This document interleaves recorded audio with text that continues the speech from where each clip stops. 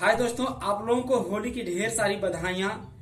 और ये होली का जो त्योहार है, इसमें एक दूसरे पर रंग गुलाल लगा करके हम सेलिब्रेट करते हैं। हमारे देश में रंगों का काफी महत्व रहा है।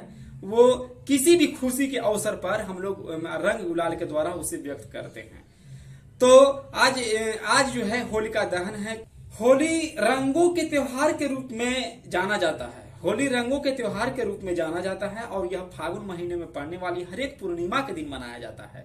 और इसमें एक दूसरे पर रंग गुलाल लगा करके गले मिलते हैं, आशीर्वाद लेते हैं बड़ों का। और यह एक अन्य त्योहारों की तरह होली भी जो है बुराई पर अच्छाई की जीत का प्रतीक है। तो आज हम आप लोगों को ये बता देना चाहेंगे कि आखिरकार होली क्यों सेलिब्रेट किया जाता है, हम लोग होली क्यों मनाते हैं। इसके विषय में कुछ हम आप लोगों से चर्चा करने के लिए आए हैं। तो होली जो है, आज जहां झांसी है वहां हिरण्यकश्यप नामक पहले राक्षस रहा करते थे और उनके एक पुत्र था। उनका नाम था प्रहलाद। वह भगवान विष्णु के कट्टर भक्त थे।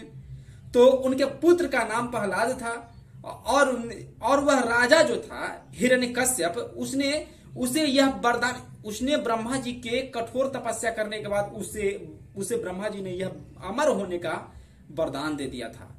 और जिसके कारण उसने स्वयं को भगवान मानना चालू कर दिया। वह स्वयं को, अपने आप को भगवान मानता था, जिसके कारण अपने ही प्रजा को अपनी ही पूजा करने पर विवश कर दिया, मजबूर कर दिया।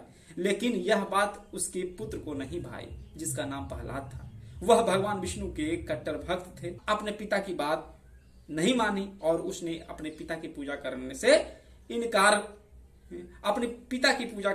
इनकार कर दिया, जिसके कारण उसके पिता ने अपने ही बेटे को मारने के लिए षड्यंत्र रचना स्टार्ट कर दिया। तो हुआ क्या कि हिरण्यकश्यप की एक बहन थी होलिका, जिसे यह वरदान था कि वह अगर अग्नि में बैठेगी तो अग्नि उसे नहीं जला सकती है। वह अग्नि में, लेकिन जो है, अगर वह किसी और के साथ में बैठती है तो वह स्वयं जल करके राख हो जाएगी। होलिका अपने इस वरदान के बारे में यह भूल चुकी थी कि वह अगर किसी और के साथ में अगर अग्नि में बैठती है तो वह स्वयं जल जाएगी।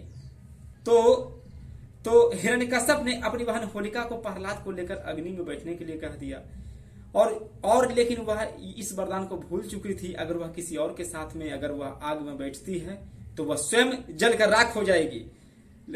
और वह अपने भाई हिरण्यकश्यप के बातों में आ गया और हुआ भी यही कि वह स्वयं जल करके राख हो गई। और भगवान विष्णु के जो भक्त थे प्रहलाद, वो बच गए। वो आग में ही बैठ करके में जय श्री हरि का नाम लेते रह गए। वह बच गए और होलिका मर जाती है। और तभी से होली के एक दिन पहले होलिका दहन होता है और अगले ही दिन होली खेली जाती है। और कहा जाता है कि बुराई पर अच्छाई की जीत है। Thank you.